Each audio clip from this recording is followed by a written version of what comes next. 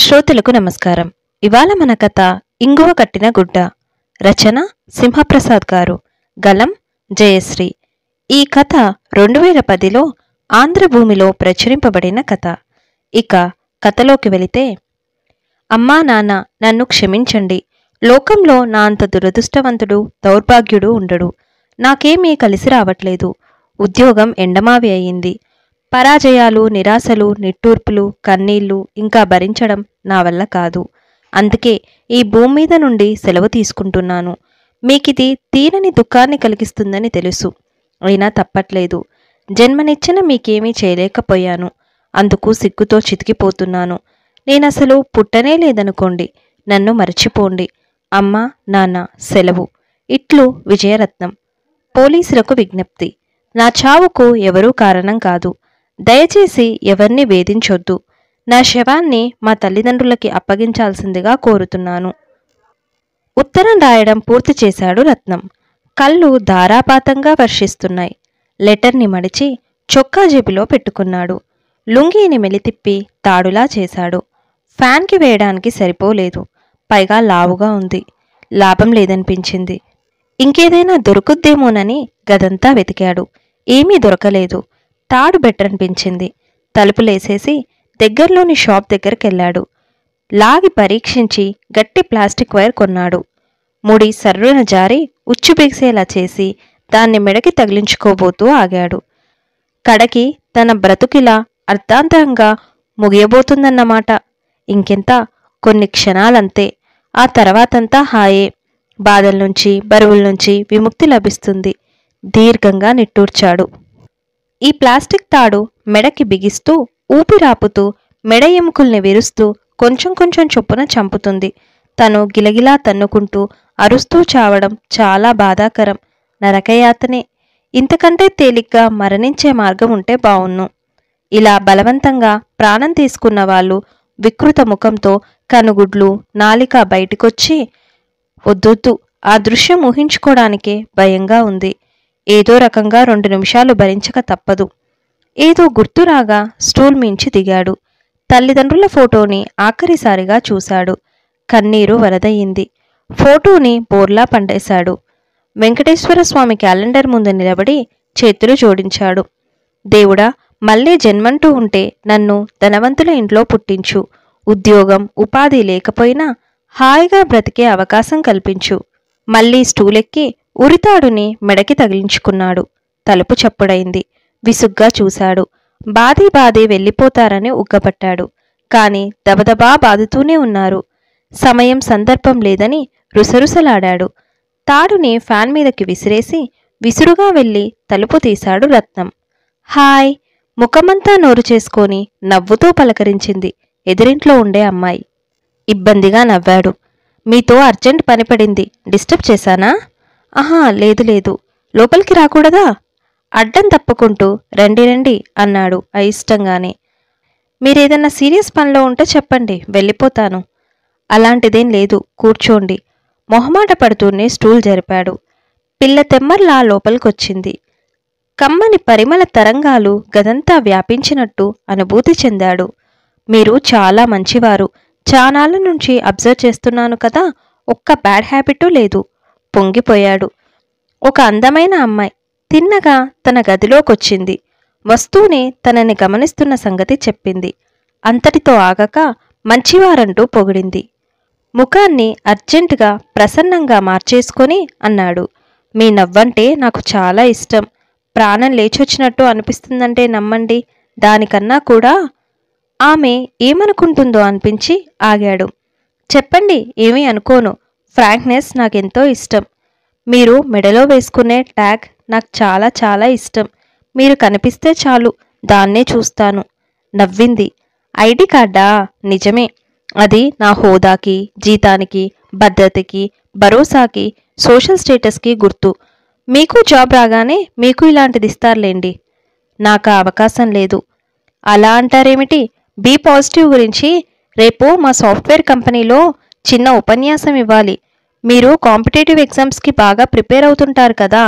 కొన్ని చక్కని పాయింట్స్ చెబుతారని వస్తే నెగిటివ్గా మాట్లాడుతున్నారేంటి? నాది కడుపు నిండిన బేరం కాదు.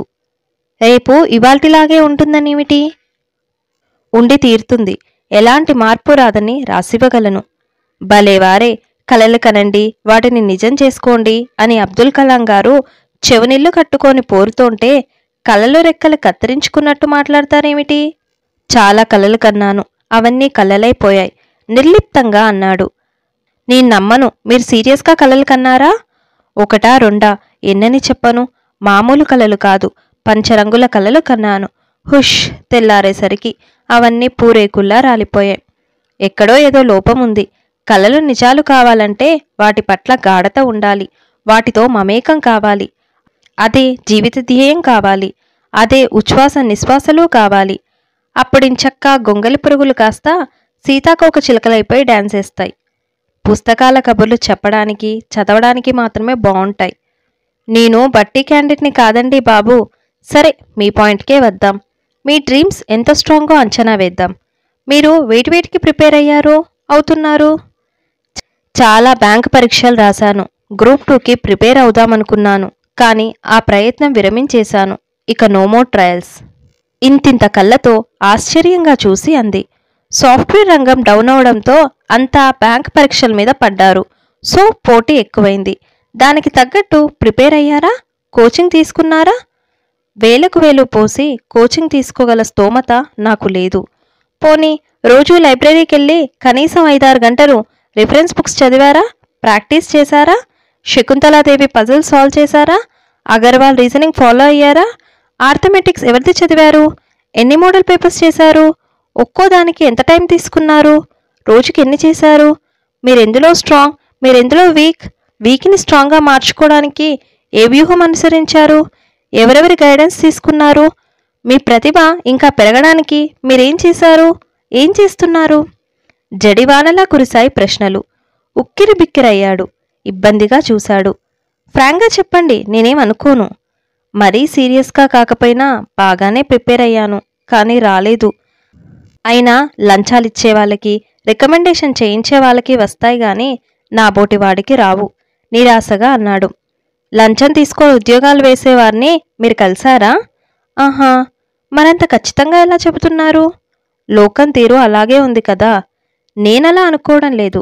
గ్లాస్లో సగం నీరుందని నేనంటున్నాను, సగం ఖాళీగా ఉందని మీరంటున్నారు. రెండు ఒకటే ఎలా అవుతుంది? అయోమయంగా చూశాడు. మా బ్రదర్స్కి స్టేట్ బ్యాంక్లో వచ్చింది. నా ఫ్రెండ్ వాళ్ళ కజిన్కి ఇండియన్ బ్యాంక్లో వచ్చింది. వాళ్ళని కేవలం మెరిట్ వల్లే వచ్చింది. మీరు చెప్పే బాబతో ఒకరో ఇద్దరో ఉండొచ్చు. అలా అని మెరిట్ని ఎవరూ తోసిపుచ్చారు కదా. మెరికల్లాంటి వారు అక్కర్లేదని ఏ అధికారి అనుకోరు కదా. పోటీ ఎక్కువగా ఉన్నప్పుడు అందుకు దీటుగా ప్రిపేర్ అవ్వాలి.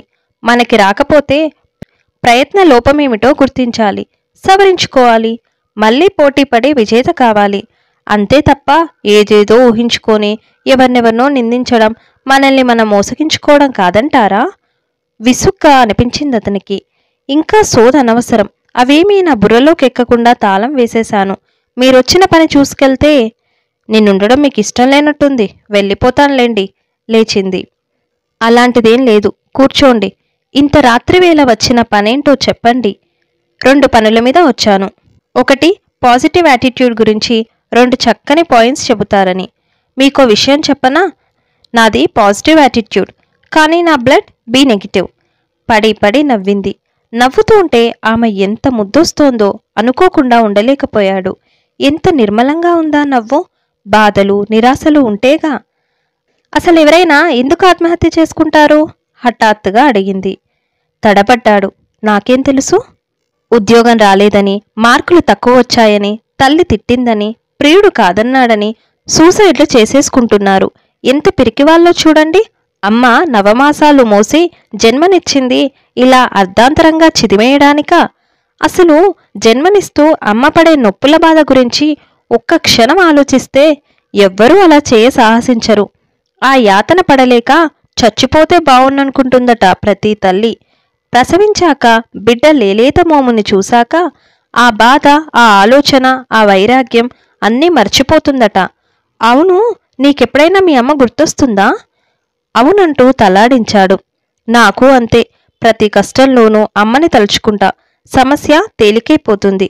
కొత్త శక్తి, కొత్త ఉత్సాహం పుట్టుకొస్తాయి. మీకు అంతేనా? ఏం చెప్పాలో తోచలేదు. తలంచుకున్నాడు. పోనీ ఇది చెప్పండి, జాబ్ రాలేదని, అనుకున్నది జరగలేదని మీరు ఆత్మహత్య చేసుకుంటారా చెప్పండి? కంగారు పడ్డాడు. తన ఆలోచన పసిగట్టిందేమోనని కలవరపడ్డాడు. ఆహా, అబ్బబ్బే, అలాంటిది చేయను. నాకు తెలుసు, మీరు బ్రేవ్ మ్యాన్, వెన్నిచ్చి పారిపోయే రకం కాదు. అందుకనే రెండో పని కూడా పెట్టుకొచ్చాను. మీకెలా చెప్పాలో తోచడం లేదు. చెప్పాక మీరెలా తీసుకుంటారోనని. అయినా చల్లకొచ్చి ముంత దాచడం ఎందుకులేండి. I love you. మనం పెళ్లి చేసుకుందామా? అదిరిపడి చూశాడు. ఆమె తన సమాధానం కోసం ఒళ్లంతా కళ్ళు చేసుకొని ఉద్విగ్నమై చూస్తోంది. ఎండి బీటలు వారిన భూమి మీద తొలకరి జల్లు పడగా పులకించినట్టు పులకించాడు రత్నం. మీరేమంటున్నారో నాకేం అర్థం కావట్లేదు. సంభ్రమంలో నిలువునా కూరుకుపోతూ అన్నాడు. మెల్లగా అర్థమవుతుందిలేండి. ఈ రాత్రి బాగా ఆలోచించి రేపు మార్నింగ్ మీ అభిప్రాయం చెప్పండి. ఇది లైఫ్ సమస్య. అన్ని రకాలుగా ఆలోచించండి. మీకో సంగతి చెప్పనా? వాస్తు పండితులు దిశ మారితే దశ మారుతుందంటారు. నన్నడిగితే బ్యాడ్ ఫేజ్లో ఇంటి దిశ కాదు, మనిషి ఆలోచన దిశ మారాలంటాను. అతని మార్గం, ఆలోచన దృక్పథం మారాలి. కొత్త దారి వెతుక్కోవాలి. అప్పుడు దశ తిరిగి తీరుతుంది. ఏమంటారు? మీరు దిశ మార్చుకొని ఆలోచించండి. అది కొత్త సంగతి అతనికి. చిత్రంగా చూశాడు. అందులో అభినందన ఉంది. ఓకే ఓకే, తనే ప్రశ్నించి తనే జవాబు చెప్పి బాయ్ చెప్పి వెళ్ళిపోయింది. వెళ్తూ వెళ్తూ ఒక చూపు, ఒక చిన్న వ్యూ విసిరేసింది. స్థానువయ్యాడు రత్నం. మనసులో తేనెతుట్ట రేగింది. ఎన్నెన్నో ఆలోచనల తేనెతీగలు చెలరేగి కుట్టసాగాయి. తన మీద తనకి విరక్తి కలిగి ఆత్మహత్య చేసుకోబోతున్నాడు. కానీమెకి తన మీద అనురక్తి కలిగింది.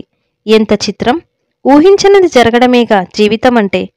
ఇంకా ఇలాంటి అద్భుత నిక్షిప్తాలెన్ని దాగి ఉన్నాయో భవిష్యత్తు కడుపులో. ఉరితాడుని ఆమె చూడకపోవడం మంచిదైందనుకుంటూ దాన్ని ఫ్యాన్ నుండి తీసేసి దాచేశాడు. పడుకుని ఆమె గురించే ఆలోచించసాగాడు రత్నం. ఆమె బావుంటుంది.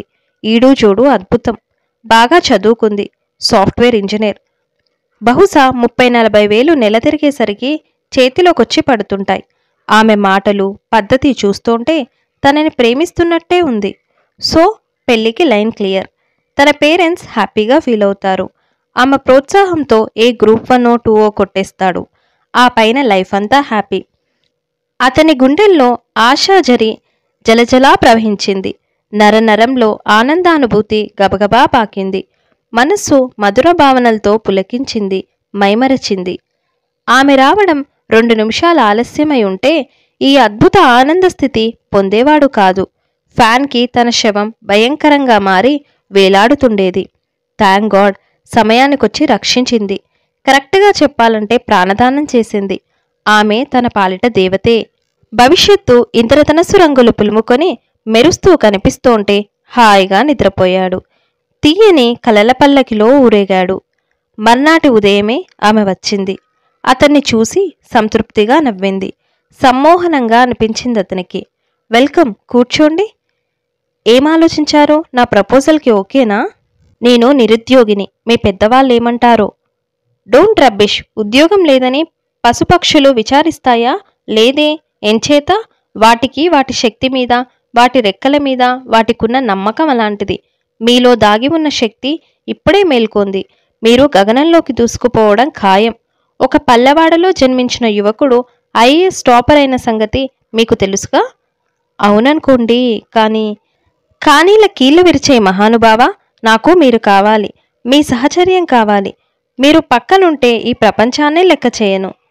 ఇంత గొప్ప వ్యక్తిని కాదనడానికి ధైర్యం చాలట్లేదు. Oh my goodness! స్వర్గం నా చేతికి అందేసింది. పరమానంద భరితురాలై అతని చేతులు పట్టుకొని గిరగిరా తిప్పేసింది.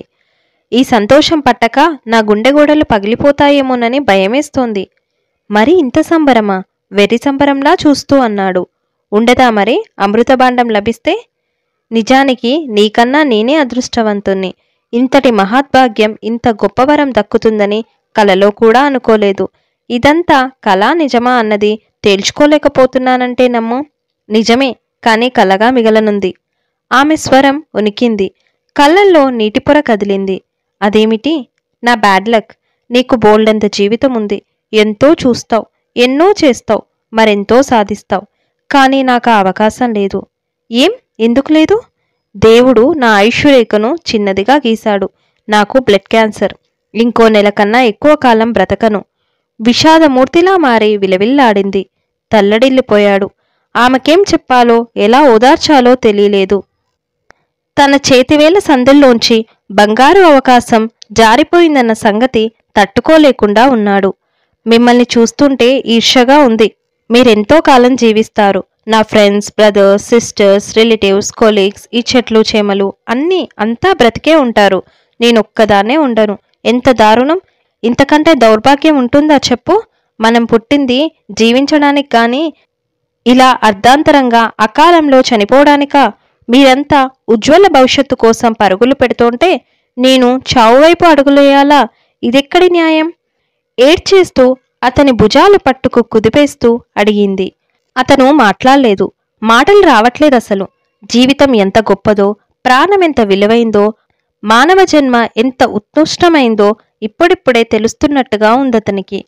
అన్నట్టు నిన్న రాత్రి ఆ పక్క షాప్లో నువ్వేదో కొంటున్నప్పుడు నీ జేబులోంచి జారిపడింది. ఇంపార్టెంట్ ఏమో, జాగ్రత్త చేసుకో. అందుకుని చూశాడు. రాత్రి రాసిన సూసైడ్ నోట్. ఇబ్బందిగా నవ్వి వేస్ట్ పేపర్ అంటూ ముక్కలుగా చింపేశాడు. ఆమె కళ్ళు మెరిశాయి. చటుక్కున అతని చేయి పట్టుకొని, ఒక ప్రామిస్ చేయగలవా నా కోసం ప్లీజ్? తలూపాడు. బ్రతికున్నన్నాళ్ళు నువ్వు నన్ను గుర్తుపెట్టుకుంటావా? కనీసం కష్టాలెదురైనప్పుడు, సమస్యలొచ్చి పడినప్పుడైనా నన్ను తలుచుకుంటావా? ఆ రకంగా నీ తలపుల్లో నన్ను అమరురాల్ని చేస్తావా మిత్రమా? ఆర్తిగా అడిగింది. నీళ్లు నిండిన కళ్ళతో ఆమె చేతిలో చేవేసి ప్రామిస్ అన్నాడు. నా పేరు తెలుసు కదా? చిన్నబుచ్చుకుంటూ తల అడ్డంగా ఊపాడు. ఆశాలత దుఃఖోధృతిని ఆపుకుంటూ పరుగు పరుగున వెళ్ళిపోయింది. ఆ తర్వాత ఆమె మరి కనిపించలేదతనికి. కాని రత్నం ఆమె మాటల్ని మర్చిపోలేదు. ఇంగువ కట్టిన గుడ్డకి అంటిన సువాసనలా ఆమె ఆలోచనలు వదల్లేదు. కొత్త కలలు కన్నాడు. దీక్షతో శ్రమించాడు.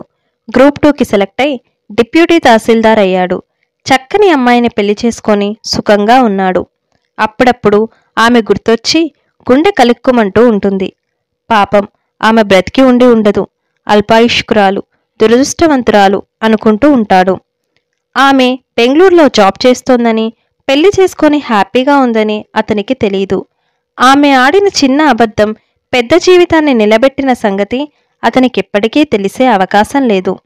ఇంతటితో జయశ్రీ వినిపించిన సింహప్రసాద్ గారి కథ ఇంగువ కట్టిన గుడ్డ సమాప్తం. ఈ వీడియో మీకు నచ్చినట్లయితే లైక్ చేయండి, షేర్ చేయండి, కమెంట్ చేయండి. ఛానల్ని సబ్స్క్రైబ్ చేసి నన్ను ఎంకరేజ్ చేయండి. Thank you.